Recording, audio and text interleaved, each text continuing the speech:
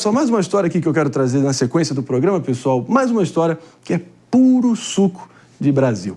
Um caminhão que estava ali levando carnes tombou numa estrada e a população na região ficou sabendo e não deu outra. 5 das 25 toneladas de carne foram saqueadas. Todo mundo saiu com pedaços inteiros do boi para tudo que é lado. O pessoal foi se dispersando e o boi já estava despedaçado, ficou mais ainda. Aí já é o lado ruim do pessoal querendo se aproveitar já de uma tragédia, como se fossem ali, não sei, urubus perto de uma carcaça, sinceramente. Mano Ferreira, o que você achou? É muito triste, né? Quando a gente vê que a transportadora já vai passar por uma situação de prejuízo em função do acidente, o prejuízo será maior ainda. Temos as em imagens, função do saqueamento, né? Infelizmente, nessas situações, quando a gente vê a desgraça ocorrendo, sempre surgem aproveitadores que tornam a desgraça ainda maior, né? É muito triste, mas é muito comum nessas cenas de acidente, quando vira um caminhão que está transportando uma mercadoria. Infelizmente, é muito comum a gente ver surgirem populares que se apoderam e levam para casa uma parte da mercadoria, né? Toda vez que acontece um acidente dessa proporção, e nesse caso aí, pessoal, foi na cidade de Realeza, Sudoeste Paranaense, e para que fique claro, acho que a civilização vai morrendo aos poucos e um pouquinho a cada vez mais que rola um acidente desses e os saques vêm na sequência. Cena, assim, lamentável e que, para não ficar naquele complexo de vira-lata e só achar que nós somos o problema, a gente viu algo muito parecido acontecendo com saques ali à torta e à direito nas propriedades queimadas ali em Los Angeles, na Califórnia, pessoas sem menor pudor invadindo as casas já completamente trituradas, incineradas e roubando todo tipo de eletrodoméstico que ainda tivesse alguma utilidade. Pepe? Não, você vê realmente que na tragédia você acaba tendo o melhor e o pior do ser humano. Você vê, por exemplo, que no Rio Grande do Sul, por exemplo, quando teve aquelas enchentes, as pessoas entravam nas residências que estavam sem gente para roubar, não é? E as imagens assim são chocantes, né? Você vê, por exemplo, que pessoas, por exemplo, param um carro na rua. Não são populares, não. Claro que tem pessoas, por exemplo, que é da região, que são populares, assim, no sentido de pessoas humildes, né? Mas tem pessoas que param o carro na rua, carro, de certa forma, caro, né? Saem do carro, vão até o caminhão e roubam as carnes. Ou seja, realmente isso mostra o modo de ver e retrata e ressalta e ilustra a condição do ser humano em geral, né? Que, infelizmente, a gente tem uma dualidade, né? Eu não gosto de falar que ninguém é mal ou bom, mas a gente fica brigando entre o bom e o mal o tempo inteiro, e nesse caso específico, o mal prevaleceu. A gente sabe que a gente está num país, né, Dias, cada vez mais empobrecido, governo cobrando impostos cada vez mais escorchantes e hostis junto a essa população já sofrida, já humilhada, mas, sinceramente, nada justifica e está mais do que na hora da gente recuperar o mínimo de valores e de vergonha na cara, né? Não, com certeza, mas ali, em uma das imagens, tem um carro aí de alto valor agregado em que o cara sai abraçado ali com uma peça inteira ali do boi. Então, é realmente grave. Eu acho que é mais sobre o uso irreal ali de uma situação de tragédia para gerar um benefício próprio. O que é interessante nessa situação, André? Isso aí é crime, né? Isso aí pode ser tipificado como furto. E quem receber essa carne é ali receptação de algo indevido. Esse material, o caminhão tombou, segundo a PRF, e a partir do momento em que ele tomba, os baús que as carnes estavam guardadas, eles não quebraram, não houve nada, mas eles foram violados. Então, não é simples, caiu e pegaram. Houve um ato ali de fato, abrir os baús, de quebrar pelo menos 2 desses baús para retirar essas peças. Então, assim, é uma situação gravíssima. As placas dos veículos que fizeram isso estão sendo anotadas. Eles vão sofrer uma investigação da Polícia Civil, mas isso é muito grave. Porque, no final das contas, no meio dessa tragédia, o que eles fazem é simplesmente ir lá e assaltar o caminhão. Isso é fato. Então, assim, dá uma vergonha, mas, claro, faz parte. Não é só no Brasil, no mundo inteiro. Talvez cenas como essa só não aconteceriam no Japão. Rir pra não chorar, né, Mano Ferreira? Dessa vez aí sim sobrou picanha pro povo. Talvez só faltou a cervejinha, como diria a eterna promessa do presidente Lula, mas pois é lamentável. É muito triste, e eu acho que isso nos leva a refletir um pouco sobre a condição humana, né? Porque parece que há situações limites onde há uma desgraça de alguma proporção que parece que há uma suspensão da lei, né? Ou, para citar Nietzsche, é como se Deus tivesse morrido. Então, se Deus morreu, tudo é permitido. E as pessoas se sentem autorizadas a fazer as maiores atrocidades. Eu tenho certeza que se você perguntar a essa pessoa, numa situação normal, você acha certo roubar um pedaço de carne? A pessoa vai dizer, não é certo, ladrão, eu odeio ladrão. Mas é como se ladrão fosse só o outro. E aí vem uma oportunidade como essa e faz o ladrão, né? É muito triste quando a gente pensa que isso de fato acontece não apenas no Brasil, mas parece algo da natureza humana. Nesses momentos de tensão, as pessoas esquecem o certo e o errado, esquecem os limites da ética e acabam se deixando levar pela barbárie, pelos impulsos mais primitivos que acompanham a nossa espécie humana. Meus amigos, talvez o epicentro da barbárie no planeta Terra agora, de novo, é a Califórnia, é Los Angeles, e foi reacendido uma parte do debate, até porque em 2013 teve um plebiscito, um referendo, que é algo muito mais comum nos Estados Unidos do que aqui no Brasil. Na Califórnia, então, é uma tradição que basicamente reduziu a classificação penal de furto na Califórnia para basicamente uma contravenção. Qualquer punição você pagaria algo em torno de $950 por cometer furto na Califórnia. Isso até foi revisto pelo povo californiano no último pleito em 2024, mas você vê ali até farmácias dentro,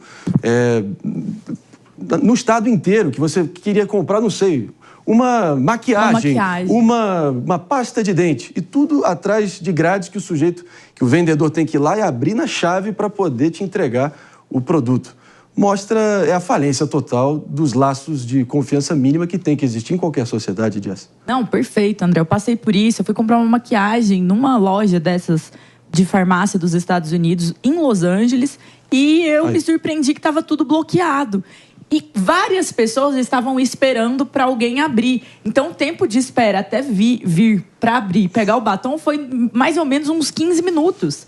Então, assim, muita gente realmente desiste de comprar e pensar, deixe para outro momento. A situação da Califórnia em relação a esse tipo de roubo, ela é absolutamente gritante. Você já deve ter se deparado aí com um vídeo no TikTok, no Instagram, em que as pessoas entram nas lojas, roubam, e, às vezes, tem até um confronto ali com segurança que, pasmem, não pode fazer nada. Ele não pode prender essas pessoas, ele não pode agredir essas pessoas, ele não pode tentar impedir. E são muitos vídeos que mostram isso. E a situação da Califórnia em relação à segurança é assustadora. Por isso que a gente fala, lugares onde a impunidade vence, onde as leis são brandas, situações como essa tendem a acontecer. E para mim, o exemplo mais esdrúxulo de todos é o da Califórnia. Quem está pagando a conta e quem está realmente sofrendo é o comerciante, que tem que blindar a loja inteira para que os pequenos itens não sejam furtados. Porque se alguém for pego saindo com um batom lá sem pagar, não vai acontecer nada com essa pessoa.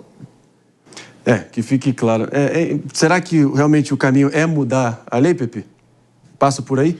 Não, acredito que não, Marinho. Quando você pega, por exemplo, os países do mundo com mais leis duras, né, são os países do mundo com maior número de crimes, mostrando claramente que não tem correlação nenhuma entre a impunidade e as pessoas deixaram de cometer crime. Estados Unidos, por exemplo, você pega os estados com as regras isso mais rígidas. Isso é totalmente sem noção, Pepe. Mais rígidas que tem. Oi, como é que é? Isso é sem noção. Pega o Catar. Pega qualquer um. O Catar tem mas penas duríssimas. Mas o Catar tem um aspecto cultural. É incomparável. O aspecto cultural é você roubou, sua mão vai embora. Você tem que comparar o Ocidente com o Ocidente, o Oriente com o Oriente. Não dá pra você falar assim, compara... Suíça. Compara. Também tem o aspecto cultural também. Então eu citei vários países com aspectos culturais. Eu não sei como é que é a regulação da Suíça, né? Em relação a parte de leis rígidas para cometimento de crime. Eu sei como é nos Estados Unidos. Vamos tentar manter esse... É um dos lugares mais rígidos que tem. É um dos lugares que tem mais crimes que tem no mundo, né? Ou seja, não é você criando normas mais rígidas e normas mais suscetíveis a colocar a pessoa na prisão que faz a pessoa deixar de cometer crime. Pelo contrário, isso faz parte de um aspecto cultural, econômico, social muito mais profundo. Achar que mudar a lei vai fazer o que muda o comportamento da sociedade é completamente errado, completamente equivocado, não tem nenhum sentido. Não, as coisas se comunicam. É claro que há um aspecto cultural e a lei precisa levar em conta os aspectos culturais para que ela tenha efetividade. Você não pode criar uma lei que é desconectada da realidade social de cada lugar. Isso é um ponto fundamental. Mas é óbvio que existe uma correlação entre impunidade e aumento da ocorrência de crimes. E você precisa fazer medidas para coibir. Agora, um ponto que eu acho importante é que, nesse caso específico, é o seguinte, não é um crime normal. Nos Estados Unidos, por exemplo, tem impunidade ou não tem impunidade nos Estados Unidos? É um país que pune bastante. Então, é o maior número de homicídio que tem no mundo. Porque não é o único aspecto. Mas o que eu estou dizendo é que é um aspecto. Estou colocando aqui a questão. Não é o único aspecto, mas é um aspecto importante. Agora, nessa situação específica, a gente está falando, tem uma espécie de efeito manada.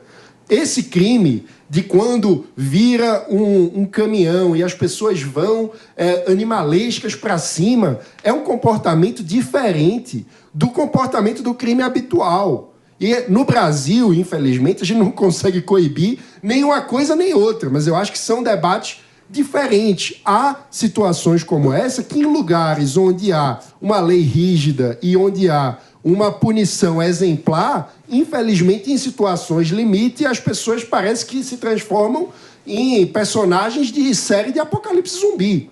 Isso é uma questão à parte, né? Porque são situações limite. É a exceção, não é a regra. Se você me permite só esse exemplo aqui da Califórnia, eu acho que realmente é bem-vindo. Porque nos Estados Unidos, ao contrário do Brasil, que é muito centralizado, o ordenamento jurídico sai de Brasília e acaba aplicando a todos os 27 estados da federação, lá os 50 estados americanos são laboratórios da democracia próprios, né? E a Califórnia é o maior laboratório de engenharia social progressista, dizem que até a República Socialista da Califórnia. O povo californiano referendou ali em 2013, trazendo ali a pena para qualquer roubo que tenha um valor menor do que $950 ser classificado apenas como uma contravenção, uma pena mínima, irrisória. Só que 11 anos depois desse experimento, o povo californiano se rebelou e votou contra, basicamente liquidando esse troço ano passado, há poucos meses atrás. Então mostra que as consequências vêm depois e o povo, por mais que tenha chancelado isso, se arrependeu amargamente disso. Perfeito. E essa explicação, ela quebra o argumento do PP. Por quê? Porque com a lógica dos estados terem políticas prisionais, políticas penais diferentes, nós podemos comparar a Califórnia com Massachusetts, que é um estado com uma legislação mais dura, com penas mais duras, e quando você olha para a questão de violência e taxa de roubo, é muito menor que da Califórnia, que tem uma permissividade maior e uma taxa de impunidade maior. E aí vem toda essa discussão. A pena e a lei como um todo, ela é um fruto cultural. Em democracias, ela é um fruto cultural explícito. Por quê? Porque, no final das contas, quem elege é o povo. E o povo, a partir de sua perspectiva, escolhe ali quem vai, de fato, escrever aquela legislação, quem vai fazer aquela lei. Então, existe esse aspecto cultural. E ele sempre é respeitado, principalmente, na verdade, nas democracias. Mas quando a gente olha para a situação da Califórnia, houve uma permissividade. Aqui no Brasil tem um grande amigo que fala abolicionismo penal. Sim. Que é basicamente você falar, não, houve aqui um equívoco da sociedade em relação a isso, as penas são mais brandas.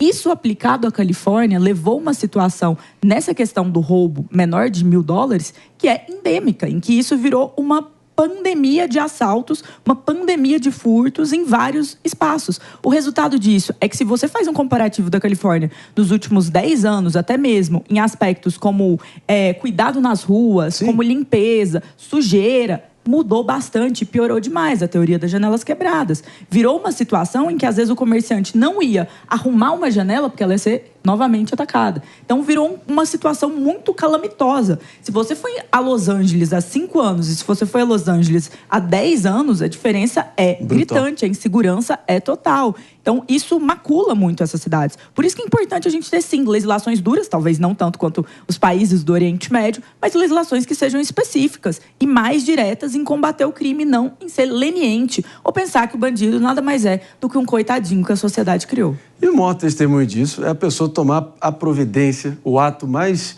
dramático que alguém pode tomar para realmente mudar a sua vida é literalmente se mudar de casa, né? de endereço.